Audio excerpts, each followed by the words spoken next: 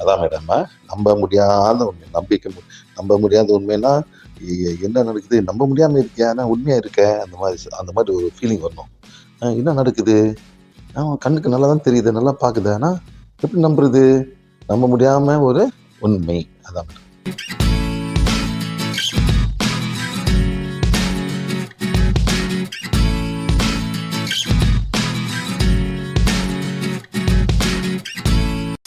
And blocks அப்படின்னா,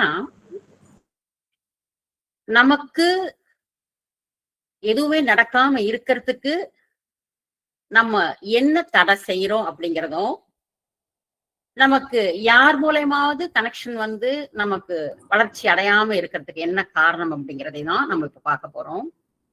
blocks அப்படின்னா தடைகள், நமக்கு நாமே ஏற்படுத்தி கொள்ளக்கூடிய தடைகள். கார்ட்ஸ்ங்கிறது நம்ம மத்தவங்களுக்கு அனுப்புறதும், மத்தவங்க நமக்கு அனுப்புறதையும் தான் நம்ம கார்ட்ஸ் அப்படிங்கிறோம், தடைகள் அப்படிங்கிறோம். அந்த கார்ட்ஸ் தடைகள் அப்படிங்கிறதுன்னா, நம்ம எதை நினைக்கிறோமோ அதை நினைக்கிறது நடக்காம இருக்கிறதுக்காக தடை செய்யறதுனால அதைய தடை அப்படின்னு பேர் விட்டு தமிழ்ல, இங்கிலீஷ்ல அதுல கார்ட்ஸ் நம்ம பேர் சொல்றோம். பொதுவா நம்ம பயிற்சி முறைகளில உடலுக்கு தேவையான உடற்பயிற்சி, உடல் உறுப்புக்கு தேவையான உணவு முறைகள், இதெல்லாம் நிறைய விஷயத்த நம்ம பார்த்துட்டு வரோம். இதுக்கெல்லாம் அப்பாற்பட்டு இருக்கக்கூடிய ஒரு விஷயம் நம்ம ஆறா. இந்த ஆறால இருக்கக்கூடிய விஷயங்கள் தான் இன்னைக்கு நம்ம துன்பப்படுறதுக்கு மொத்த காரணமும். ஆறாவுல என்னெல்லாம் இருக்கும் அப்படிங்கிறத நம்ம நிறைய பார்த்திருக்கோம். இந்த ஆறாவுல என்ன விதமான கார்ட்ஸ் வருது, என்ன விதமா அதை ரிமூவ் பண்றோம், எப்படி அதை நியூட்ரலைஸ் பண்றது அப்படிங்கிறதா நம்ம இப்ப பார்க்க போறோம். கார்ட்ஸ் அப்படிங்கிறது என்னன்னு பாத்தீங்கன்னா,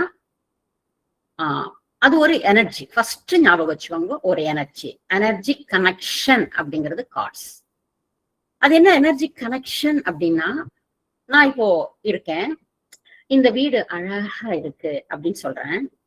அழகா இருக்கு அப்படிங்கிறது ஒரு வார்த்தை, ஒரு தாட். அழகா இருக்கு அப்படின்னு சொல்றேன், அது வார்த்தை. ஆனா அழகா இருக்கு அப்படின்னு சொல்லும்போது என்கிட்ட இருந்து ஒரு எனர்ஜி இங்க இருந்து கிளம்புது. அந்த தாட்டுக்கு உண்டான எனர்ஜி என்கிட்ட இருந்து கிளம்பி எந்த வீடு அழகா இருக்குன்னு சொல்லணும் அந்த வீட கனெக்ட் பண்ண. இது எனர்ஜி கனெக்ஷன். எந்த நினைச்சாலும், இது நல்லா இல்லைன்னு நினைச்சாலும் அது ஒரு நெகட்டிவ் எனர்ஜி. ரொம்ப நல்லா இருக்குன்னு நினைச்சாலும் அதுவும் ஒரு எனர்ஜி தான், ஆனா அது பாசிட்டிவ் எனர்ஜி. அவ்வளவுதான்.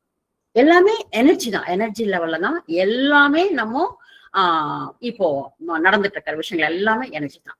முதல்ல நல்லா புரிஞ்சுக்கோங்க, எனர்ஜி கனெக்ஷன்றதுக்கு தாட் லெவல்ல நம்ம நினைக்கிறதெல்லாம் நம்ம கிட்ட இருந்து ஒரு எனர்ஜியா கிளம்பி யாரை போய் கனெக்ட் பண்ணுதோ அது எனர்ஜி கனெக்ஷன் அப்படின்னு சொல்லுவாங்க. இந்த எனர்ஜி கனெக்ஷனை தான் நம்ம அடிக்கடி கிளாஸ்ல நம்ம பார்ப்போம். கண் திருஷ்டி அப்படின்போம். வீடு அழகா இருக்கு, ஓ இது அழகா இருக்கு, அவ்வளவுதான், நல்லா இருப்பா, போயிட்டே இருக்கிறேன். கனெக்ஷன்.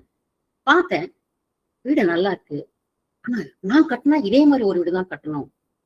கட்டினா நான் பிளான் வச்சுக்கிறேன், இதே கலரு, இதே பெயிண்டிங், இதே மாதிரி டபுள் மாடி, நல்லா ரூஃபிங் நல்லா பண்ணிக்கிறான், கார்டனிங் நல்லா பண்ணிக்கிறான், சோ இதே மாதிரிதான் நான் கட்டுவேன், இந்த வீடு மாதிரிதான் நான் கட்டுவேன் அப்படின்னு அந்த வீட்டு மேல ஒரு எனர்ஜியை வச்சு தாட் லெவல்ல ஸ்ட்ராங் பண்றேன். இந்த வீடு மாதிரி தான் நான் கட்டுவேன். அது எனர்ஜி. தாட் லெவல் வந்து ஸ்ட்ராங்கா வைக்கிறோம் பாத்தீங்களா, அதுதான் தாட்ஸ் அப்படிங்கிறது. எனர்ஜி வேற, எனர்ஜி கனெக்ஷன் வேற, தாட் லெவல் கனெக்ஷன். அதாவது ஸ்ட்ராங்கா நினைக்கிறோம் இல்லையா அந்த எண்ணத்துக்கு, அதுதான் என்ன சொல்றோம்னா நம்ம கார்ட்ஸ் அப்படின்னு. இதெல்லாம் எங்க எங்க இருக்கும் அப்படின்னா, இதெல்லாம் நம்ம ஆறாவதான் கனெக்ட் பண்றோம். கார்ட்ஸ் அப்படின்னா என்னன்னு பார்த்தோம், எனர்ஜி கனெக்ஷன்னா என்னன்னு பார்த்தோம். இப்போ என்கிட்ட இருந்து மத்தவங்களுக்கெல்லாம் கார்ட்ஸ் போயிட்டே இருக்கும். அப்போ எங்கிட்ட இருந்து மத்தவங்களுக்கு போகக்கூடிய கார்ட்ஸ், இது ஒரு ஆங்கிள். அடுத்தது மத்தவங்க கிட்ட இருந்து எனக்கு வரக்கூடிய கார்டு. நமக்கு ஒரு செல்ஃப் பிளாக் வச்சிருக்கோம். என்னன்னா, எனக்கு நானே இந்த எனர்ஜி, இந்த கனெக்ஷனை நான் வச்சுக்கிறேன், இந்த தாட்டை நான் வச்சுக்கிறேன். என் வாழ்க்கையில எதுவுமே எனக்கு சரியில்லை, நான் எப்பவுமே வியாதியாக தான் இருக்கிறேன், என் உடலை என்னைக்குமே ஆரோக்கியமா இருக்காது, நான் எப்பவுமே சந்தோஷமா இருந்தது கிடையாது, நான் ஒரு பாவப்பட்ட ஆத்மா, எனக்கு நிம்மதிங்கிறதே வாழ்க்கையில கிடையாது, என்னை யாரும் புரிஞ்சுக்கிறதே கிடையாது. இந்த மாதிரி தாட்ஸ் எல்லாரும் வச்சிருப்போம் இல்லையா? இதெல்லாம் நமக்கு அறியாம அப்படியே இன்டெப்த்ல கிணத்துக்குள்ள கல்லு போட்டா எப்படி போய் உட்கார்ந்துக்குதோ, அது மாதிரி இந்த எண்ணங்கள் நம்முடைய சப்கான்சியஸ்ல நம்முடைய ஆறாவது அப்படியே ஜாமாய் பேஸ்ட் மாதிரி ஊட்டிட்டு இருக்கோம் எல்லாம். எனக்கு நானே நல்லது நடக்காம என்னைய தடை செய்து கொள்வது, பிளாக் சிண்ட்ரோம் பாத்தியா? அந்த தடைகள். ஃபார் எக்ஸாம்பிள் என்ன தடைகள்னா, நான் எது வேணாலும் செய்யலாம்னு நினைக்கிறேன், கல்யாணம் பண்ணணும்னு நினைக்கிறேன். எனக்கு சின்ன வயசுல இருந்து இந்த கல்யாணத்து மேலேயே ஒரு வெறுப்பு. அதனால நான் பெருசானா நான் கல்யாணமே பண்ணிக்க மாட்டேன், எனக்கு திருமணமே வேண்டாம். இந்த குழந்தைகள் எல்லாம் பார்த்தா இதுங்கெல்லாம் பெருசா நாளைக்கு என்ன பண்ண போகுதுன்னு தெரியல. குழந்தை பெத்திட்டவங்க எல்லாம் ரொம்ப கஷ்டப்பட்டுட்டு இருக்கிறாங்க. நான் பெருசா நான் குழந்தைய பெற்றுக்க மாட்டேன். இது மாதிரி நமக்கு நாமே அந்த எண்ணங்கள் வராம நமக்கு நாமே தடைகள் விதிச்சுக்கிறோம் பாத்தீங்களா? இது அத்தனை என்னவா இருக்கும்னு பாத்தீங்கன்னா, எல்லாம் நம்ம ஆறாவல இருக்கும் அப்படிங்கிறதுக்காக சொல்லலாம். இப்ப ஆறாவல என்ன இருக்குன்னு பாத்தீங்கன்னா, எனக்கு நானே ஏற்படுத்தி கொள்ளக்கூடிய செல்ஃப் பிளாக்ஸ். ஆறாவல என்னெல்லாம் இருக்குன்னு பாத்தீங்கன்னா, ஒண்ணு எனர்ஜி கனெக்ஷன், இன்னொரு கார்ட்ஸ், இன்னொன்னு நம்ம கிட்ட இருந்து மத்தவங்களுக்கு போற கார்ட்ஸ், இன்னொன்னு மத்தவங்க கிட்ட இருந்து நமக்கு வர கார்ட்ஸ், இன்னொன்னு என்னுடைய ஆழமான எதிர்மறை எண்ணங்கள், அதுவும் இருக்கும். அது இந்த கார்ட்ஸ் எல்லாம் எங்க கனெக்ட் ஆகும்னு பாத்தீங்கன்னா, நம்முடைய பரு உடல், சக்தி உடல், உணர்வு உடல், மன உடல், அதுக்கப்புறம் உடல்ல இருக்கக்கூடிய உறுப்புகள், அதுக்கப்புறம் நம்ம உடம்புல இருக்கக்கூடிய சக்கரங்கள், அதுக்கப்புறம் உடல் உறுப்பு, எந்த உறுப்பு வீக்கா இருக்கோ, எந்த உறுப்பு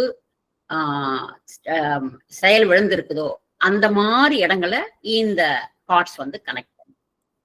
ஒரு ஹோட்டலுக்கு போறோம், இன்னைக்கு ஞாயிற்றுக்கிழமை, எல்லாருமே அவுட்டிங் அங்க எங்க போயிட்டு நைட் டின்னர் வந்து மோஸ்ட்லி எல்லாருமே இப்ப வந்து ஹோட்டல் தான் நம்ம ஸ்பெண்ட் பண்ண, நம்ம வந்து என்ஜாய் பண்றோம். அது மாதிரி ஹோட்டலுக்கு போறோம். எந்த ஹோட்டலுக்கு இப்பெல்லாம் போனாமே ஒரு வெயிட்டிங் லிஸ்ட்ல தான் எல்லாமே நம்ம நிக்கணும். என்ன நிப்பாங்கன்னா, ஏற்கனவே எல்லாம் உட்காந்து சாப்பிட்டு இருப்பாங்க, நம்ம அங்க கியூல நின்றுட்டு இருக்கணும். நம்மளை கூப்பிடும் போது தான் நம்ம உள்ள போக முடியும். நீங்க எத்தனை பேர்? 5 பேர், 5 பேர் புக் பண்ணிடுவாங்க. பாருங்க, இவங்க சாப்பிட்டு எந்திரிச்ச உடனே நீங்க தான் அடுத்து அப்படிம்பாங்க. ஓகே, ஓ இந்த இந்த டேபிளா? ஓகே, நான் அந்த டேபிளை பார்த்துட்டே இருப்பேன். அப்பா கடைசியா தயிர் சாதம் சாப்பிட்டுட்டான், எந்திரிச்சு போறேன். 4 பேரும் சாப்பிட்டாங்க, இவர் கடைசியா சாப்பிட்டுக்கிறாரு.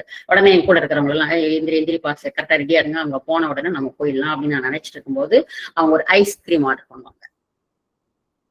அந்த ஐஸ்கிரீம் 5 பேருக்கு சேர்த்து ஒரே ஐஸ்கிரீம் ஆர்டர் பண்ணியிருப்பாங்க. அந்த ஒரு ஐஸ்கிரீமை ரசிச்சு ருசிச்சு ஸ்பூனா இன்ச்சா எல்லாரும் சாப்பிட்டு உட்காந்துருப்பாங்க ஒரு 10 நிமிஷமா. நான் நினைப்பேன், அதாவது நிக்கிறாங்கன்னு தெரியுது இல்ல, தின்னமா சாப்பிட்டோமா எந்திரிச்சு போனோமான்னு இல்லாம அதை உட்காந்து என்னவோ நீ சாப்பிடு ஒருத்தர் ஊட்டிட்டு சாப்பிட்டுட்டு பழகிட்டு இருக்கிறாங்க. எப்போதான் எந்திரிச்சு போவாங்களா? ஏன் தான் இப்படி எல்லாம் பண்றாங்க? ஒரு பப்ளிக் பிளேஸ்ல வந்து இது மாதிரிலாம் பண்ணலாமா? சாப்பிட்டோமா எந்திரிச்சோமா போனோமான்னு இல்ல, ஐஸ்கிரீம் தானே கடைசியா தூக்கிட்டு நம்மளாம் நிக்கிறோம்னு தெரியுது இல்ல, அந்த ஐஸ்கிரீம் தூக்கிட்டு வந்து ஓரமா உட்காந்து சாப்பிட வேண்டியது தானே அப்படின்னு நம்ம நினைக்கிறோம். இது என்கிட்ட இருந்து அவங்களுக்கு போகக்கூடிய கார்ட்ஸ். ஒரு உதாரணத்துக்கு சொல்றேன், நம்ம பெருசா மத்த விஷயங்களை நமக்கு நல்லாவே தெரியும், அது மட்டும்தான் கார்ட்ஸ் நினைச்சிட்டு இருக்கிறோம். இந்த மாதிரி செய்யற விஷயங்களும் கார்ட்ஸ் தான். இப்ப நம்ம நினைக்கிறோம் இல்லையா, இப்ப இந்த ஹோட்டல் விஷயம் சொன்ன இல்லையா, இந்த ஹோட்டல் விஷயம் கூட கார்ட்ஸ் தான். யார்கிட்ட இருந்து எங்கிட்ட இருந்து யாருக்கு போயிருக்குது? அந்த எவனோ சாப்பிட்டான், அவனுக்கும் எனக்கு சம்மந்தம் கிடையாது. அவன் ஏதோ ஊரா அலைஞ்சு 4 நாடா அலைஞ்சு இன்னைக்கு பொண்டாட்டி பிள்ளைங்களை கூட்டிட்டு வந்து சாப்பிட்டுட்டு இருக்கிறான். பாவம், சந்தோஷமா சாப்பிடலாம்னு என்ஜாய் பண்ணி நிம்மதியா நிறைவா சாப்பிட்டுட்டு இருக்கிறான். அது அவன் பிரச்சனை. அதை நான் தெரியாம புரியாம நான் சீக்கிரம் சாப்பிடணும், நான் லேட் ஆகுது, நான் நின்றுட்டு இருக்கிறேன், அவன் அதை புரிஞ்சிக்க மாட்டேங்கிறதுக்காக இவன் இப்படி சாப்பிடறானே குடிக்கிறான்னு சொல்லிட்டு நான் என்கிட்ட இருந்து ஒரு எனர்ஜி அனுப்புறேன் இல்லையா, அந்த நெகட்டிவ் அனுப்புறேன் இல்லையா, அது என்னிடம் இருந்து போகக்கூடிய கார்ட்ஸ். யாரை பாதிக்கும்? அவனை பாதிச்சே தீரும். இது பாதிக்குதான், அது எப்படி என்ன நடக்குதுன்னு அப்புறம் விளைவு பார்க்கலாம். ஓகே, அப்புறம் அப்படி நம்ம தான் டெய்லி இந்த ஃபேஸ்புக்ல நிறைய விஷயத்த பார்ப்போம் இல்லையா, அப்படியே பார்த்துட்டே வரோம். என் ஃப்ரெண்ட்ஸு, ஓ ஸ்ரீலங்கா போயிருக்காங்க போல் இருக்கு, நம்மகிட்ட சொல்லவே இல்லையே. ஆமா, ஃபேமிலியோட போயிருக்காங்க, நல்லா என்ஜாய் பண்ணிக்கிறாங்க. என்ன ட்ரெஸ், என்ன இது, என்ன ஃபேமிலி பேரண்ட்ஸ் எல்லாரும் கூட்டு போயிருக்கிறான், ஏது இவங்களோட காசு அப்படின்னு நீ ஃபேஸ்புக்ல 4 போட்டோ போட்டிருப்ப, டூர் போன போட்டோ பார்த்திருப்ப. ஆனா நீ கஷ்டப்பட்ட, கடன் வாங்கியிருப்ப, சீட்டு கட்டியிருப்ப, லோன் வாங்கியிருப்ப, ஏதோ ஒண்ணு வச்சுட்டு நீங்க ஃபேமிலி என்ஜாய் பண்ணலாம்னு போயிருப்பீங்க. ஆனா நான் இங்க உட்காந்து பாக்குறேன் இல்லையா, பாரு போன வாரம்லாம் காசு இல்லைன்ட்டு இருந்தான். ஆனா இப்ப இவனுக்கு எங்க இது திடீர்னு இந்த காசு வந்துச்சு? ஃபேமிலியோட கூட்டிட்டு போறான். 1,00,000 எல்லாம் போக முடியுமா இவன்? 1,00,000 இல்லாம ஒரு வார்த்தை கூட சொல்லல. பாரு எப்படி என்ஜாய் பண்றாங்க. கார் ஷிப்பிங் போறது என்ன, ஷாப்பிங் போறது என்ன, எல்லாத்தையும் அப்டேட் பண்ணிக்கிறாங்க அப்படின்னு நான் நினைக்கிறேன். என்கிட்ட இருந்து என் ஃப்ரெண்டுக்கு போகக்கூடிய கால்ஸ். அதே மாதிரி இதெல்லாம் சின்ன சின்ன விஷயம், மைனூட்டான விஷயம்தான். ஏன் இதெல்லாம் நான் சொல்றேன்னா, இந்த ஆங்கில நம்ம திங்க் பண்ண மாட்டோம். அதனாலதான் நான் அது சப்ஜெக்ட்லயே வரல நான். ஏன்னா அதெல்லாம் நமக்கு நல்லாவே தெரியும். அவுட் ஆஃப் சப்ஜெக்ட் தான் நான் வந்துட்டு இருக்கிறேன். இன்னொன்று இருக்கு பாருங்க, ஃபேஸ்புக்ல இப்ப நான் ஒரு வீடியோ அப்லோட் பண்றேன். எல்லாருமே லைக் போட்டிருப்பாங்க. இது அடிக்கடி நம்ம சொல்லுவோம், இருந்தாலும் அது சொல்லணும். எல்லாருமே லைக் போட்டிருப்பாங்க. சூப்பரா பேசுறீங்க மேடம், சூப்பரா பேசுறீங்க மேடம். ஒருத்தர் மட்டும் டிஸ்லைக் போட்டிருப்பாரு.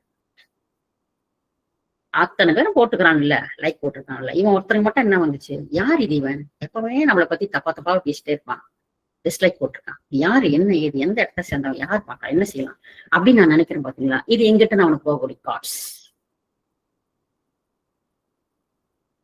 போயிட்டே இருக்குது. அதனால கொஞ்சமாச்சும் அறிவு இருக்குது அவனுக்கு.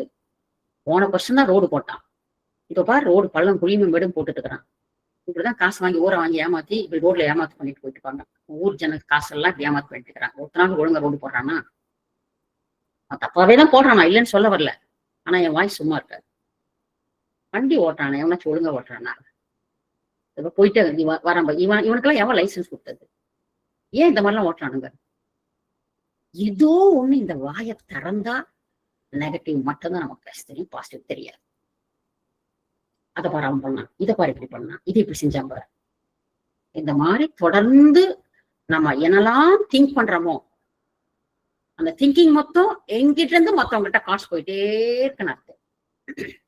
அப்படி எங்கிட்ட இருந்து காசு போயிட்டே இருந்துச்சுன்னா என்ன ஆகுதுன்னு பாத்தீங்கன்னா, இந்த காசு முழுவதும் என் ஆறாவை கனெக்ட் பண்ணி என் ஆறாவை நெகட்டிவா மாத்திட்டு தான் அடுத்தவங்களுக்கு போகும். நம்ம ஆறாவுல எல்லாமே கனெக்ட் ஆகும் நம்ம பார்த்திருக்கிறோம். அப்படி மத்தவங்க கிட்ட இருந்து வர்றதுதான் கனெக்ட் ஆகும் நினைக்காதீங்க.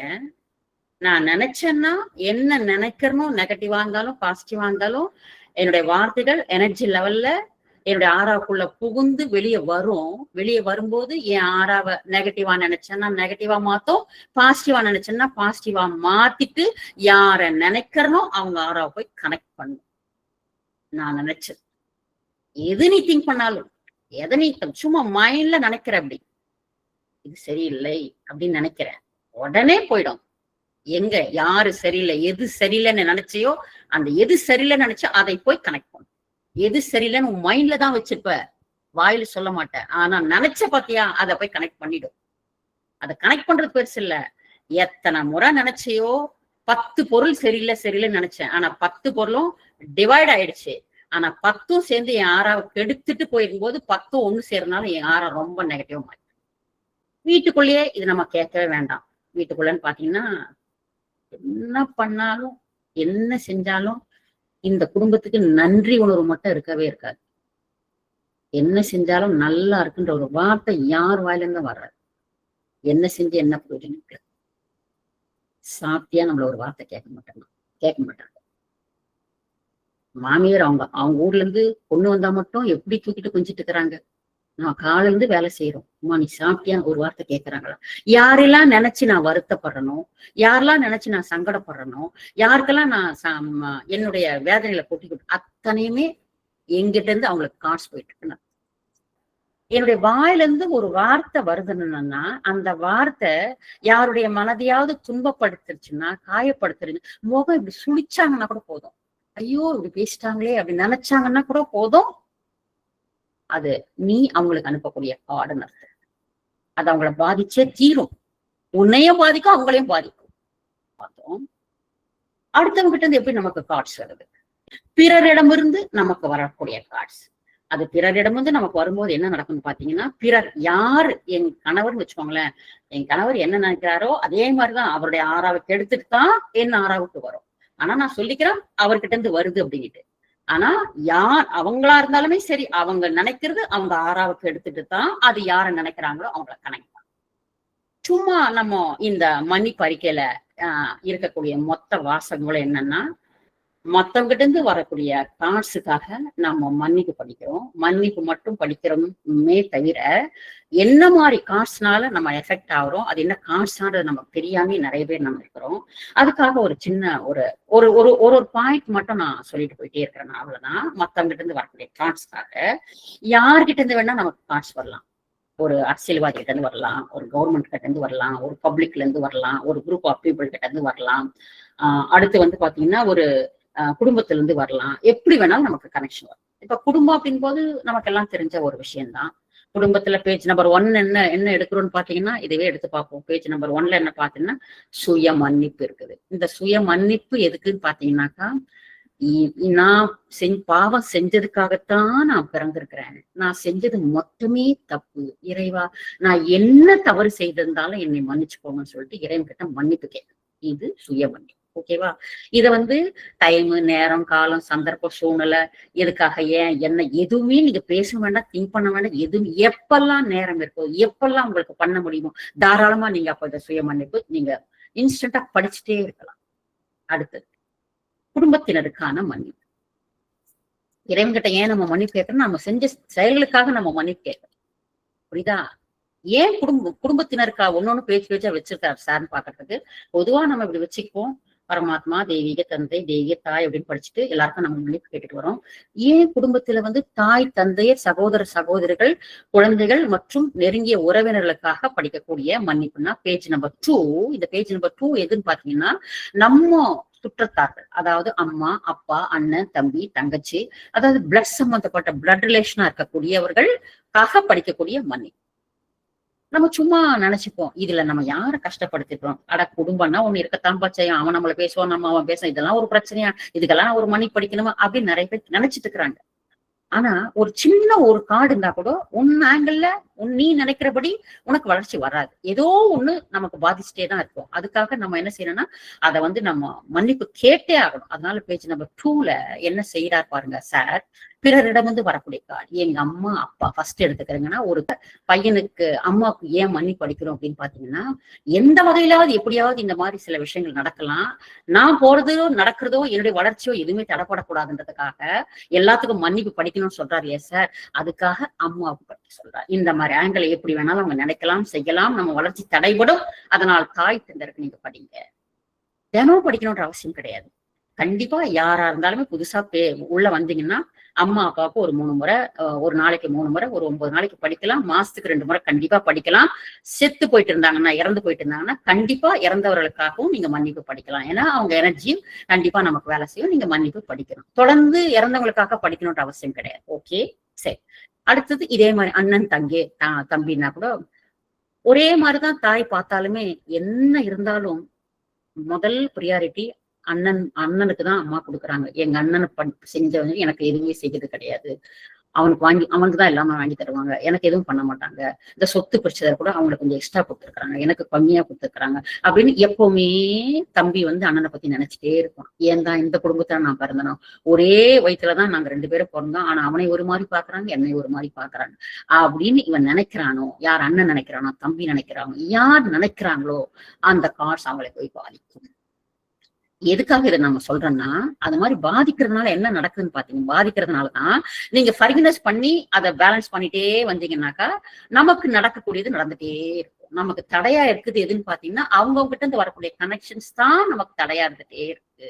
அதனால அப்பப்பவே நம்ம மன்னிப்பு கேட்டே இருக்கோம். அதுக்காக தான் தாய், தந்தையர், அண்ணன், தம்பி, தங்கச்சிகளுக்காக, சொந்த பந்தத்துக்கு உள்ள இருக்கிறவங்களுக்காக படிக்கக்கூடிய மன்னிப்பு தான் பேஜ் நம்பர் 2. பேஜ் நம்பர் 3 என்னன்னு பாத்தீங்கன்னா, சம்மதிமார்களுக்கு படிக்கக்கூடாது, மாமனார் மாமியார்களுக்கு படிக்க வேண்டியது. ஒரு சின்ன ஒரு கருத்தம் தான். எனக்கு தகுந்த மாதிரி நீ இல்ல, மருமகன் நினைக்கிறா, இந்த வீட்டுக்கு வந்துட்டேன், எதை செஞ்சாலும் தப்பு, உட்கார்ந்தா தப்பு. எங்க அம்மா காலையில 7 மணிக்கெல்லாம் எனக்கு எல்லா டிஃபன் எல்லாம் செஞ்சு கொடுத்து எல்லாம் பண்ணிட்டு தான் என்னை எழுப்புவாங்க. நீங்க 5 மணிக்கே எழுப்பிடுறீங்க. என்னால எதையும் செய்ய முடிய மாட்டேங்குது, ஒரு புக்கு படிக்க மாட்டேங்குது, ஒரு காலேஜ்ல எது பண்ண மாட்டேங்குது.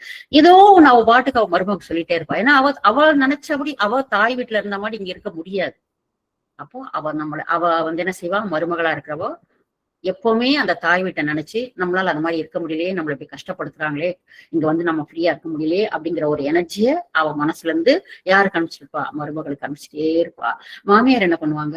ஏதோ இவ கல்யாணம் பண்ணிட்டு வந்தா நான் கொஞ்சம் நிம்மதியா இருக்கலாம், படுத்து தூங்கலாம், நிதானமா எல்லா வேலையும் செய்யலாம்னு நினைச்சிட்டு இருந்தா எனக்கு முதல்ல விட மோசமா போய் போச்சு. இப்ப டபுள் வேலையா போச்சு. அவளுக்கும் சேர்த்து என்னால சமைக்க வேண்டியதா இருக்குது. இந்த கொடுமையை நான் எங்க போய் சொல்லிப்பேன் அப்படின்னு மனசுல நினைக்கிறாங்களா? மாமியார் கிட்ட இருந்து அவளுக்கு காணாம மணி அதான் மாமனார். இதுல யாரெல்லாம் நீங்க படிக்கலாம்னு பாத்தீங்கன்னா, கல்யாணம் பண்ணி கொடுத்தீங்கன்னா சம்மதிமாருங்க, கொழுந்தனாரு, நங்கையாரு, மூத்தாரு, மச்சனா, மச்சிச்சி, அப்புறம் மாமியாரு, மாமனாரு, இந்த மாதிரி அந்த டைப் ஆஃப் பீப்புள்ஸ்க்கு எல்லாம் படிக்கக்கூடிய ஒரு மன்னிப்பு இது. ஏன்னா இது எப்பவுமே வந்து ஒரு சுமூகமான முறையில எந்த குடும்பங்களையும் இருக்காது.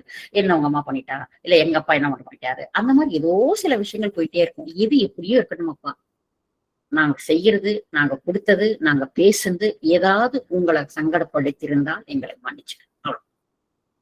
நான் பேசுறதா இருக்கலாம், நினைக்கிறதா இருக்கலாம், செஞ்சதா இருக்கலாம், சொன்னதா இருக்கலாம், ஏதோ ஒன்னால நீங்க வருத்தப்பட்டுக்கலாம். அதனால நான் மன்னிப்பு கேட்கிறேன். அவ்வளவுதான்.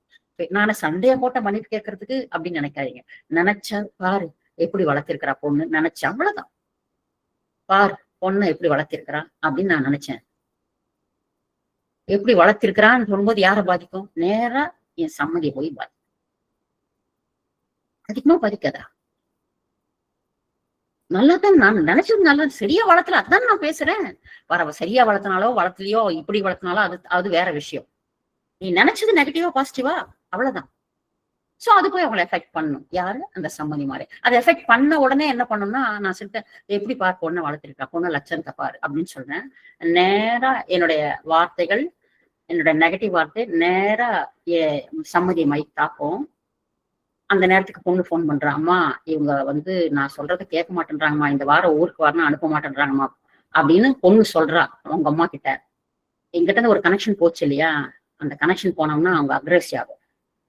அவங்க கிட்ட சொல்றது, நீ பாட்டு கிளம்பியே வந்துட்டே இருக்கு. சொன்னா சொல்றாங்க, கேட்டா கேட்கறேன், கேட்காட்டி போற பைய தூக்குனே வந்துட்டே இருக்கு. இங்க வந்துட்டு நீ போன் பண்ண, அப்புறம் பாத்துக்கலாம் நடக்கிறத, நீயா நானும் பாத்துலவா அப்படிப்பா அப்படின்னு யார் சொல்லுவாங்க? பொண்ணுடைய அம்மா சொல்லுவாங்க. கார்டு அக்ரஸ் எப்படியாச்சு என்கிட்ட இருந்து கார்டு போனதாவது அவங்க அக்ரஸ் ஆயிட்டாங்க. அப்புறம் அப்படின்ட்டு அடுத்தது கணவன் மனைவிக்கு உண்டான மன்னிப்பு. இந்த கணவன் மனைவிக்கு உண்டான மன்னிப்புல பாத்தீங்கன்னாக்கா, உண்மையிலேயே இந்த கணவன் மனைவி அமைப்பு வந்து நம்ம குடும்பத்துல நம்ம கர்மாவை பேலன்ஸ் பண்றதுக்காக இருக்கக்கூடிய ஒரு உறவு முறைகள். இந்த உறவு முறையில வந்து எதுவாக இருந்தாலுமே நம்ம அக்செப்ட் பண்ணிட்டு ஏத்துட்டு யூட்டிலைஸ் பண்ணிட்டு போறதுதான் நம்முடைய கிளாஸுடைய மெத்தட்ஸே. அதனால எப்பவுமே நம்ம கணவனுக்கு மனைவியும் மனைவிக்கு கணவனும் நம்ம மன்னிப்பு என்னைக்குமே கடைசி வரைக்கும், உடல்ல உயிர் இருக்கிற வரைக்கும் நம்ம படிச்சுட்டே இருக்கணும். ஏன்னா நண்பர்கள், சகமானவர்கள், உடன் பணிபுரிவோர், அண்டை வீட்டார், இது நண்பர்கள் அப்படின் போது நானும் என் ஃப்ரெண்டு ரொம்ப கிளாஸ்மேட்டு. ஒரே எல்கேஜி இருந்து ஒன்னா படிச்சுட்டு வரோம். ஒரு இன்டர்வியூ போனோம், 2 பேருக்கும் வேலைக்கு போனோம். என்ன இன்டர்வியூ பண்ணா, அவனும் இன்டர்வியூ பண்ணான். ஆனா என்னவோ தெரியல, அவன் போனா அவன் கேட்ட கேள்வி கூட பதில் சொல்லல சரியா. ஆனா அவனை இன்டர்வியூ செலக்ட் பண்ணிட்டாங்க, அவனுக்கு வேலை கிடைச்சிருச்சு. எங்க போனாலும் அவனுக்கு அதிர்ஷ்டம் அளிக்குது. ஆனா எங்க போனாலும் எனக்கு வேலை கிடைக்க மாட்டேங்குது. என் ஃப்ரெண்டுக்கு மட்டும் வேலை கிடைச்சிருச்சு. நான் இங்க என்ன பண்ணுவேன் அப்படின்னு நான் நினைக்கிறேன். அது ஃப்ரெண்டுக்கு கார்டா போகும். 2 பேரும் ஒரே தட்டுல சாப்பிடுறவங்க, 2 பேருமே அவ்வளவு ஃப்ரெண்ட்ஸ், க்ளோஸ் ஃப்ரெண்ட்ஸ். இருந்தாலும் 2 பேரும் ஒரே இன்டர்வியூ தான் அட்டன் பண்ணோம், ஒரே கிளாஸ் தான் படிச்சிருக்கோம், ஒரே இன்ஜினியரிங் கிளாஸ் தான் பண்ணேன், ஒரே மார்க், எல்லாமே ஒன்னாதான் இருக்கு. இன்டர்வியூக்கு போகும்போது அவன் மட்டும் செலக்ட் ஆயிட்டான். நான் நினைக்க மாட்டேன்னா, 2 பேரும் ஒன்னாதான் இன்டர்வியூ அட்டன் பண்ணோம். இன்னைக்கும் இத்தனைக்கும் கேட்டா அவனுக்கு எல்லாமே நான் தான் சொல்லி கொடுத்தேன். இப்படிலாம் இன்டர்வியூ கேட்பாங்கடா, இப்படிலாம் ஆன்சர் கொடுக்கணும், இப்படிலாம் பண்ணணும் நான் தான் சொன்னேன். ஆனா அவனுக்கு வேலை கொடுத்தாங்க, எனக்கு வேலை கொடுத்தேன். அப்படி நினைக்கும் போதே என்கிட்ட அவனுக்கு கார்டா போகும். ஒருத்தருக்கு ஒருத்தர் ஃப்ரெண்ட்ஸ். அதனாலதான் நீ ஃப்ரெண்டா இருக்கலாம், ஃப்ரெண்டு நான் நல்லதானே பண்ணுவான்னு நினைக்கலாம். ஆனா கூடவே இருந்தாலும் தாட் லெவல் அப்படி இருக்கு. அவனுக்கு பார்ப்பா எல்லாமே நடந்துட்டு இருக்குது, நமக்கு எதுவுமே நடக்க மாட்டாது. சொன்ன உடனே நமக்கு எல்லாமே கிடைச்சிடுது, நமக்கு கிடைக்க மாட்டேங்குது. அவனுக்கு மட்டும் நல்ல மனைவி கிடைச்சிருக்கிறாங்க, அவனுக்கு மட்டும் நல்ல குழந்தைங்க கிடைச்சிருக்கிறாங்க, அவனுக்கு மட்டும் நல்ல வீடு கிடைச்சிருக்கு, அவனுக்கு மட்டும் நல்ல ஆபீஸ் கிடைச்சிருக்கு. இது மாதிரி என்னெல்லாம் நினைக்கிறாங்களோ எல்லாம் ஃப்ரெண்ட்ஸா பேசிப்பாங்க, ஒன்னா இருப்பாங்க, போவாங்க, வருவாங்க, என்ஜாய் பண்ணுவாங்க, எல்லாம் பண்ணுவாங்க. ஆனா தாட் லெவல்ல என்ன நினைக்கிறாங்களோ அது எஃபெக்ட் ஆகும் நமக்கு. அதனால கண்டிப்பா டெய்லி ஃப்ரெண்ட்ஸ் சர்க்கிள சுத்திட்டு இருக்கிறவங்க ஃப்ரெண்ட்ஸுக்கு படிச்சே ஆகணும். அதுல கடைசியா ஒரு நாள் சார் சொல்லுவார், அம்மாட்ட அந்த கார்டு, அவங்ககிட்ட இந்த கார்டு, இங்கிட்ட இருந்த கார்டு எல்லாம் சொல்லிட்டு, சார் நீங்க உங்க கூட இருக்க ஃப்ரெண்டுக்கு நீங்க பண்ணீங்க அப்படி பாரு கடைசி. ஏன்னா அது விட்டுருவோம் நம்ம. எல்லாத்துக்கும் படிச்சிருப்போம். ஃப்ரெண்டு தானே, அவனுக்கு எல்லாமே தெரியுமே, நம்ம எல்லாத்தையும் சொல்லலாம், அவன் ஏன் நம்மளை நினைக்க போறான் அப்படின்னு நினைப்போம். ஆனா அவன் தான் எல்லாத்தையுமே நினைப்பான். சோ இது யார் நினைக்கிறாங்க, யார் பண்றாங்கன்ற கொஸ்டினே கிடையாதுங்க. நம்ம எல்லாருக்கும் படிச்சிடணும், அவ்வளவுதான். எங்கிருந்து வேணாலும் கார்டு வரலாம், ஏன்னா நம்ம ஸ்ட்ராங் கிடையாது, அதனால நம்ம படிச்சிடணும். சோ அதுக்காக நம்ம ஃப்ரெண்டு படிக்கணும். பக்கத்து வீட்டுக்காரன் மேடம், பக்கத்து வீட்டுக்காரன் எனக்கு சம்மந்தமே கிடையாது. அவன் வீடு கட்டி அவன் பாட்டுக்கிறேன், நான் வீடு கட்டிக்கிறேன். நாங்க பேசி 2-3 வருஷம் ஆச்சு, ஏதோ குழந்தை குட்டி இருக்கிறத தவிர எனக்கு யாரு எதுவும் தெரியாது அப்படின்னு நம்ம சொல்றேன். அப்போ பக்கத்து வீட்டுக்காரன் நானும் பேசாம இருக்கிறதுக்கு ஒரு காரணம் இருக்கு இல்லையா? அந்த காரணம் இருக்கக்கூடாது அப்படிங்கிறாரு சார். அவன் எப்படி இருந்துட்டு போறான், வெளியே வரான், ஆபீஸ் கிளம்பிட்டு பிள்ளைங்க சார், வீட்டுக்கு வந்து பிள்ளைங்க சார், ஆபீஸ் ஒர்க் எப்படிங்க சார், உங்க வீட்டுல டீ கரெக்டா வேலை செய்யுதுங்களா, எங்க வீட்டு வேலை செய்ய, ஏதோ ஒண்ணு ஒரு வார்த்தை அவங்ககிட்ட ஜஸ்ட் பேசுறதுக்காக ஒரு வார்த்தை பேசலாம். இப்போ பக்கத்து வீட்டுக்காரர் நான் பேச மாட்டேன், இப்போ எங்கிட்ட பக்கத்து வீட்டுக்காரர் மாதிரி எந்த வஞ்சனும் கிடையாது மேடம், நீ மனசுல சொல்றீங்க, எந்த கோபமும் எனக்கு கிடையாது மேடம். ஓகே, பக்கத்து வீட்டுக்காரன்னு நான் பேசல. அவங்க செடி ஒண்ணு, அங்க ரோஜா செடி அவங்க வீட்டு காம்பவுண்ட் சவர்ல இருக்கு. ஏதோ ஒரு 2 நாளா வெளியூர் போயிட்டாங்க, அந்த செடி காஞ்சிட்டு இருக்குது. அந்த பக்கத்து வீட்டுக்காரர் மாதிரி என்ன வஞ்சம் எனக்கு இருக்கோ, என்ன கோபம் எனக்கு இருக்கோ, என்ன டென்ஷன் எனக்கு இருக்கோ, அந்த செடியை பார்க்கும்போது நம்மையே அது தண்ணி ஊத்தணும், நமக்கு அதுக்கு என்ன சம்பந்தம் இருக்குது, அது அவன் செடி, நாமே அது தண்ணி ஊற்றுவானு அப்படின்னு நினைக்குமா, நினைக்க மாட்டோமா? அப்படி நினைச்சோம்னா யார் மேல வஞ்சம் வச்சிருக்கணும் அர்த்தம்? பக்கத்து வீட்டுக்காரன் மேல வஞ்சம் வச்சிருக்கணும் அர்த்தம். அப்ப அந்த வஞ்சம் எங்குள்ள இருந்தா எனக்கு காடா வருமா, எனக்கு பிரச்சனை வருமா, என்னுடைய வளர்ச்சி தடைபடுமா? திங்க் பண்ணிக்கோங்க. சரி, அவனுக்கும் எனக்கு 1000 பிரச்சனை கூட சண்டை இருக்கட்டும், செடி அது ஒரு நேச்சர், அது இறைத்தன்மை. அவன் பேசுறான் பேசாட்டி போறான்பா, என்னத்த பண்ணிட்டு போறான், வந்து பேசினா நான் பேசிக்கிறேன் அவங்ககிட்ட, நான் தண்ணி ஊத்துவான். இங்க இருந்துட்டா நீ பக்கத்து வீட்டுல இருந்து உங்க வீட்டுல இருந்து ஒரு சொம்பு தண்ணி எடுத்து அப்படி ஊத்துனா குறைஞ்சா போயிடுவோம். ஃப்ரெண்ட்ஸுகளுக்கு நம்ம படிக்கணும், கூட இருக்கிறவங்களுக்கு படிக்கணும், ஆபீஸ்ல வேலை செய்யறவங்களுக்கு ஏன் படிக்கணும் அப்படின்னு பாத்தீங்கன்னா, எப்பவுமே நம்முடைய ஹையர் ஆபீசர் இவங்க மட்டும் வேலை கரெக்டா பண்ண மாட்டேன்றாங்க, இல்ல இவங்க மட்டுமே கரெக்டா வேலை செய்யறாங்க, இவங்க செஞ்சதுனால இவங்ககிட்ட அதிகமாடியா வேலை வாங்கிட்டு இருப்பாங்க, இவன் ஏதோ ஒண்ணு நம்ம ஹையர் ஆபீஸோ இல்ல நம்ம கீழே வேலை செய்யறவங்களோ நம்மளை நினைச்சு ஒரு தாட்ஸ் அமைச்சுட்டே இருப்பாங்க. அவர்கள் உடன் பணிபுரிவோல் அண்டை வீட்டார் எல்லாத்துக்கும் சேர்த்து உண்டான மன்னிப்பு. ஒரு நாளைக்கு அட்லீஸ்ட் இதெல்லாம் தினம் 5 முறை 10 முறை படிக்கணும், ஒரு நாளைக்கு 1 முறை படிச்சா கூட, அட்லீஸ்ட் வாரத்துக்கு ஒரு 3 நாள் படிச்சா கூட போகுது. அடுத்தது, முன்னாள் காதலன் காதலி மனைவி மற்றும் திருமணம் செய்ய விரும்பினவர்கள், அந்த மாதிரி கேரக்டர் எல்லாம் இதுல போட்டிருக்காரு. என்ன இதுக்கு நிறைய பேருக்கு இன்னமும் ஆன்சர் கிடைக்காது. என்ன முன்னாள் காதல், நான் என்ன டைவர்ஸ் ஏனாச்சும் பண்ணியிருக்கேன், நான் ஒண்ணும் கிடையாது, நான் என்ன யாராச்சும் லவ் பண்ண, நான் ஒண்ணும் கிடையாது. இந்த கேள்வி இன்னமும் எங்க கிட்ட எல்லாரும் கேட்டேதான் இருப்பாங்க. இதுக்கு என்ன விளக்கம் அப்படின்னா, என்னுடைய 15வது வயசுல எனக்கு ஒரு 20 வயசு இருக்கும்போது நான் பையன் நல்லா இருக்கான், அழகா இருக்கான், இதே மாதிரி எனக்கும் மாப்பிள்ளை இருந்தா நல்லா இருக்கும், இந்த மாதிரி ஒரு பையன் எனக்கு புருஷனா வந்தா நல்லா இருக்கும் மனசுல நினைச்சிருப்பாங்க.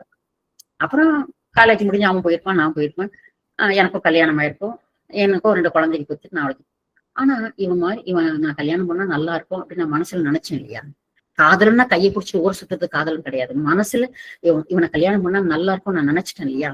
அப்படி நினைக்கும் போது இப்ப வீட்டுக்குள்ள என் குழந்தைங்க எல்லாம் இருந்து என் கணவரோட ஒரு பிரச்சனை போச்சு, அவனை கல்யாணம் பண்ணியிருந்தா நல்லா இருந்திருக்கும், நான் அழகா இருக்கிறேன், இந்த ஆள் எங்க அழகா ஒளிவர்த்தார், பண்ணியிருந்தா நல்லா இருக்கும் அப்படின்னு நான் நினைக்கிறேன். பாத்தியா, நான் நினைக்கும் பொழுது அவன் எங்கேயோ கல்யாணம் பண்ணி எங்கேயோ செட்டில் ஆட்டி எந்த நாட்டுல வேணா இருப்பான், நான் எங்க இருந்தாலும் அவன் கல்யாணம் பண்ணா நல்லா இருக்கும் நான் நினைக்கிறேன். பாத்தீங்களா, நான் நினைச்ச இந்த கார்ட் அவனை போய் கிடைக்கும். அதே மாதிரி என்ன யாராவது நினைச்சிருக்கலாம், சரி இவன் ரொம்ப நல்லா இருக்காங்க, ஆக்டிவா இருக்காங்க, இவங்களுக்கு மேரேஜ் பண்ணா நல்லா இருக்கலாம், நம்ம யாராவது நினைச்சுப்பாங்க, நமக்கு யாருன்னு தெரியாது.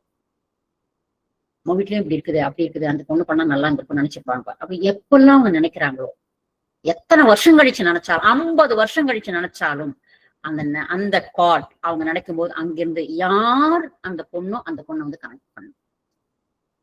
அதே மாதிரி சரி இது கரெக்ட் மேடம், முன்னாள் காதலன் காதல் நினைச்சோம், ஒத்துக்கிறோம். இது என்ன டைவர்ஸ் ஆன மேடம், எனக்கு அவளுக்கு ஒத்து வரல, டைவர்ஸ் பண்ண, அவளுங்க நானும் மியூச்சுவல் அட்ரஸ் ஆகிட்டோம், டைவர்ஸ் ஆகிட்டா நிம்மதியா இருக்கிறேன் மேடம் அப்படின்னு. ஓகே, அவளுக்கு தேவையான பணத்தை கொடுத்துட்டேன், நான் வேற கல்யாணம் பண்ணிட்டேன், நான் நிம்மதியா இருக்கிறேன். ஓகே, ஏன் அப்ப முன்னாள் மனைவிக்கு படிக்க சொல்றாரு சார்னா, நீ பணம் கொடுத்துட்ட, செட்டில் பண்ணிட்ட, நல்ல விதமா அவளும் சம்பாரிச்சுட்டு இருக்கிறா, ஆனா என்ன நினைப்பா,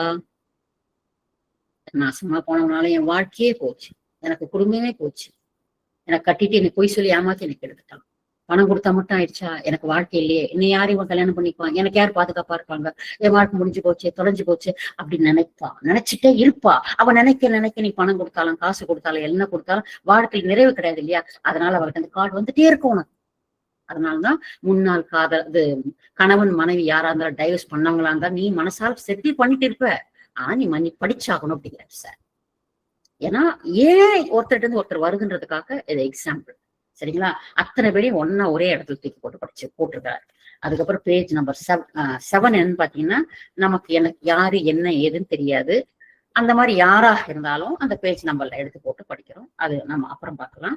அதுக்கப்புறம் என்ன பாக்குறோம் பாத்தீங்கன்னா, இப்போ நம்ம குடும்பத்துல இருந்து பாக்குறது, மத்தவங்களுக்கு இருந்து வர்ற கார்ட்ஸ், இதெல்லாம் என்னன்னு பாத்தீங்கன்னா, இதெல்லாம் பிளாக் மேஜிக்னு சொல்றோம், கருமந்திரம்னு சொல்றோம். இந்த பிளாக் மேஜிக் அதாவது இப்போ நான் 1 to 6 படிச்சேன் இல்லையா, இது மொத்தம் இதுக்கு முன்னால பார்த்த எல்லாமே பிளாக் மேஜிக் நம்ம பார்த்தோம். இது மொத்தமே நம்முடைய ஆறாவை கனெக்ட் பண்ணோம், நம்முடைய சக்ராவையும் கனெக்ட் பண்ணோம். இந்த 7 சக்ராவில 5 சக்ராவை இந்த பிளாக் மேஜிக் கனெக்ட் பண்ணோம். கனெக்ஷன் கார்ட்ஸை பத்தி தான் நம்ம பேசுறோம். இதெல்லாம் கனெக்ட் ஆகுறதுனால, இதெல்லாம் கார்ட்ஸ்ங்கிறதுனால இதை எக்ஸ்பிளைன் பண்றேன். அடுத்தது ஒயிட் மேஜிக்ன்றது, அதாவது பிளாக் மேஜிக்ன்றது இப்ப நம்ம எக்ஸ்பிளைன் பண்ணோம். இந்த புக்ல இதெல்லாம் எக்ஸ்பிளைன் பண்ணோம். இதெல்லாம் பிளாக் மேஜிக். ஒயிட் மேஜிக் அப்படிங்கிறது என்னன்னு பாத்தீங்கன்னா, நம்ம இப்போ குடும்பத்துல இருந்து எனக்கு தகுந்த மாதிரி இருக்கணும், உங்களுக்கு தகுந்த மாதிரி இருக்கணும், நீ அப்படி தப்பு செய்யற, நான் இப்படி தப்பு செய்யறேன், இந்த மாதிரி எல்லாம் செய்யறது பிளாக் மேஜிக்னு சொல்றோம். இந்த பிளாக் மேஜிக் ஒரு மன்னிப்பு படிச்சோம்னா அதுல நம்ம வெளியே வந்துடலாம், ரிமூவ் ஆயிடும். ஒயிட் மேஜிக் அப்படிங்கிறது என்னன்னா, ஒரு மாஸ் குரூப் ஆஃப் பீப்புள்ஸ் இருப்பாங்க. ஒரு ஆன்மீக சபையா இருக்கலாம், ஒரு குரூப் மார்க்கமா இருக்கலாம், ஒரு குழுக்களாக இருக்கலாம், ஒரு நிர்வாகமாக இருக்கலாம். அதெல்லாம் நிறைய பேர் சேர்ந்த ஒரு பீப்புள்ஸ் இருப்பாங்க. அந்த ஒட்டுமொத்த ஒரு குரூப்ல ஒரு லீடர் இருப்பாங்க. அந்த லீடர்ஸா இருக்காங்க, லீடர்ஷிப்ல இருக்கிறவங்க என்ன பண்ணுவாங்கன்னா, இவங்க வந்தாங்கன்னா நல்லா இருக்கும், இங்க வந்ததுனால நிறைய பேர் இங்க வந்திருக்கிறாங்க, இங்க வரும்போது அவங்க வந்ததுக்கு பிறகு பாத்தீங்கன்னா நம்முடைய அமைப்பு நல்ல இம்ப்ரூவ்மெண்ட் ஆயிருக்கு, நல்ல வளர்ச்சி இருக்குது, ஆளுங்களும் வராங்க, நல்ல ஒரு ரெஸ்பான்ஸ் இருக்குது, சோ இவங்க தொடர்ந்து வந்தாங்கன்னா நல்லா இருக்கும் அப்படிங்கிற தாட் வைப்பாங்க. எனக்கும் அவங்களுக்கும் கனெக்ஷனே இருக்காது. ஆனா அவங்க பாக்குறாங்க, இவங்க வராங்க, வரும்போதுதான் 4 பேர் கூப்பிட்டு வராங்க, இங்க ஹெல்ப் பண்றாங்க, இதுக்காக நிறைய ஒர்க் பண்றாங்க, ரொம்ப நமக்கு அவங்களுக்கு ஆனா பாத்துட்டே இருக்காங்க இல்லையா. ஓ இவங்க வந்தா இன்னும் கொஞ்சம் நம்ம டெவலப் ஆகலாம், நம்ம மார்க்கும் டெவலப் ஆகும், நம்ம இயக்கம் டெவலப் ஆகும், அதனால இவங்க எப்பவுமே கண்டிப்பா அவங்க தினம் வரணும் அப்படிங்கிற தாட் வைக்கும்போது அவங்க கிட்ட இருந்து வரக்கூடிய தாட் என்னவா இருக்கும்னு பாத்தீங்கன்னா, டைரக்டா இந்த ஆன்மாவை கனெக்ட் பண்ணும். இதுதான் இந்த ஆக்னையோ இந்த இதே சக்கரா கனெக்ட் பண்றது சார் ஒயிட் மேஜிக். சோ அந்த மாதிரி கனெக்ஷன்ஸ் தான் ஒயிட் மேஜிக்னு சொல்றோம். நான் விளக்கம் கிடையாது, ஒயிட் மேஜிக்னா என்னன்னு மட்டும்தான் சொல்லணும். அதே மாதிரி ஒரு பெரிய ஒரு குரு இருக்கிறாரு. அந்த குருவா இருக்கப்பட்டவர் நிஜமாவே அவர் கரெக்டா தப்பாலாம் நம்ம பேச வரல. இப்போ அவர் இயக்கத்தை வளர்க்கறதுக்காகவும் பல நல்ல விஷயங்களும் அவர் செஞ்சுட்டு இருக்கிறான்னு வச்சுக்கோங்களேன். அதுக்கு நிறையபடியான ஆட்கள் தேவைப்படுது. இப்போ நம்மள மாதிரி ஆளுங்க என் கூட ஒரு 10 பேர் வராங்கன்னா 10 பேரையும் அவங்க கனெக்ட் பண்ண மாட்டாங்க. நல்ல ஆக்டிவா யார் ஒர்க் பண்றாங்களோ, யாருக்கு அந்த இன்டர்ன்ஷிப்போ அவங்கள மட்டும் ப்ரூவ் பண்ணி அவங்க வந்தா நல்லா இருக்கும்னு நினைப்பாங்க. அப்ப அவங்க நினைக்கிற அந்த ஸ்ட்ராங்கான கார்ட் ஒயிட் மேஜிக்கா நம்மள கனெக்ட் பண்ணும். அதனாலதான் இந்த தலைவலி இந்த தலைவலி இந்த தலைவலி இந்த தலைவலின்னு சொல்றது காரணமே ஒயிட் மேஜிக். சோ ஒயிட் மேஜிக்னா என்ன நம்ம பார்த்தோம். அதுக்கப்புறம் பாத்தீங்கன்னா இந்த கார்ட்ஸ் நான் எக்ஸ்பிளைன் தான் நான் பண்ணிட்டு இருக்கிறேன். அடுத்தது பாத்தீங்கன்னா டிவைன் கார்டு அப்படிங்கிறது. டிவைன் கார்டுன்னா நான் இறைவனோட கனெக்ட் பண்றது எப்படி, நான் இறைவனோட எப்படி கனெக்ட் பண்றது. அப்ப இறைவனோட நான் கனெக்ட் பண்றது எனக்கு நல்லாவே தெரியும். முருகா முருகா முருகா முருகா முருகான்னு சொல்றேன். ஹரே ராமா ஹரே கிருஷ்ணா ஹரே ராமா ஹரே கிருஷ்ணா சரவணபவா சரவணபவா என்னெல்லாம் மந்திரங்கள் சொல்லணும், என்னெல்லாம் இறைவ சொல்லணும், இது அத்தனையுமே இந்த வார்த்தைகள் அத்தனையுமே இறைவனை நோக்கி நான் போகணும், இறைவனோட நான் கனெக்ட் பண்ணணும், இறைவனோட நான் இணையணும், இறை சக்தி எனக்கு கிடைக்கணும், இறைவனை நான் பார்க்கணும். இந்த மாதிரி பல எண்ணங்களை மனசுல வச்சுட்டு இறைவனோட நான் தொடர்பு ஏற்படுத்தி கொடுப்பது டிவைன் கார்ட். டிவைன் கார்டு நம்ம அதிகமா சொல்லிட்டே இருப்போம் அடிக்கடி. இந்த மாதிரி எப்பவுமே இறைவனை பத்தி திங்கிங் இருக்குது, தியானம் பண்றது, பயிற்சி முறைகள் பண்றது, அதை பண்றது, இதெல்லாம் இறைவனை நோக்கி நம்ம செய்யக்கூடிய அத்தனையும் டிவைன் கார்டு. அடுத்தது பாத்தீங்கன்னா அந்த கர்ணா அப்படிங்கும். அந்த கர்ணாங்கிறது என்னன்னு பாத்தீங்கன்னா அதுவும் ஒரு கார்டு தான். என்ன கார்டு? இறைவன் நம்மளை கனெக்ட் பண்றது, இறைவன் நம்மளை நோக்கி கனெக்ட் பண்ணுவான், அதுதான் அந்த கர்ணா அப்படின்னு சொல்றது. அந்த கர்ணான்னா என்னன்னு பாத்தீங்கன்னாக்கா, நான் எப்படி எப்பவுமே என்னுடைய பயணத்துல இறைவா அப்படின்னு சொல்லிட்டு இறைவனை நோக்கிய ஜபங்கள் பண்றது, மந்திரங்கள் சொல்றது, 1008 ஜபம் பண்றது, இதெல்லாம் சொல்ல சொல்ல சொல்ல சொல்ல இந்த இறைத்தன்மை கூட நான் இணையிறேன்னு வச்சுக்கோங்க. இறைத்தன்மையாவே மாறுறேன், இறைவனோட இணையிறேன். ஓகே. ஆனா இப்படி நான் இறைத்தன்மையாவே நினைச்சிட்டே இருக்கும்போது அது டிவைன் கார்டு அப்படிங்கிறோம். நான் இறைவனை நோக்கி போகாம இறைவன் என்னை நோக்கி எப்படி வருவான் அப்படின்னு பாத்தீங்கன்னா, இறைவன் எப்படி கனெக்ட் பண்ணுவான் என்னன்னு பாத்தீங்கன்னா, நான் என்ன ஒரு நாளைக்கு எல்லா வேலையும் செய்யறேன்னு பாத்தீங்கன்னா, காலையில எந்திரிச்ச உடனே எந்த மக்களுக்கு எந்த ஆசிரமத்துல உணவு இல்லையோ, கம்மியா இருக்குதோ, எனக்கு ஃபோன் பண்ணுவாங்க. உடனே அன்னைக்கு ஒரு இடத்துல கல்யாணம் நடந்துட்டு இருக்கும். அங்க சாப்பாடு மீந்து போச்சுன்னா, தயவு செஞ்சு எனக்கு சொல்லுங்க. அந்த சாப்பாடு கொண்டு போய் இந்த ஆசிரமத்துல நான் குடுக்கணும்னு சொல்லி வச்சிருப்பேன். சோ அங்கிருந்து ஒரு ஃபோன் பண்ணுவாங்க. இவ்வளவு சாப்பாடு மீதியா இருக்கு. கடகட அந்த சாப்பாடு கொண்டு போய் இந்த ஸ்கூல்ல இருக்கக்கூடிய பசங்களுக்கு அந்த முதியோர் இல்லத்துக்கு குடுப்பேன். ஏதோ உடனே ஒரு ஃபோன் பண்ண, அனாதை போனருக்கு எரிக்கிறதுக்கு ஆளு, தூக்கறதுக்கு ஆள் இல்லப்பா. யாராவது வாங்கப்பா நீங்க. ஆளுங்க இருக்காங்க. தூக்கி போறதுக்கு கூட ஒரு ஸ்ட்ரெச்சர் கூட கிடையாது. அவ்வளவுதானே வாங்க நான் தூக்கி போறேன்ட்டு அந்த அனாதை போனத்தை தூக்கி வந்து இருப்பாங்க. சோ உடனே அங்கிருந்து ஒரு ஃபோன் வரும். பிளட், ஐயா உன் பிளட் என்னது, பி பாசிட்டிவ். இந்த ரத்தமே எங்கேயுமே கிடைக்கலையே, அந்த பேஷண்ட் ஒன்னும் கொஞ்ச நேரம் செத்து போயிடும். ஐயோ எந்த பி பாசிட்டிவ் தப்பா எடுத்துக்கோ பண்ணி. இந்த மாதிரி நாளும் காத்தால இருந்துச்சு நைட்டு வரைக்கும் யாருக்கு என்னால என்ன பண்ண முடியுமோ அந்த வேலைகள் நான் செஞ்சுட்டே இருக்கிறேன். அப்படி அந்த வேலையை நான் செய்ய செய்ய செய்ய செய்ய என்ன நடக்குன்னு பாத்தீங்கன்னா, இறைவன் என்னோட கனெக்ட் ஆயிரும்.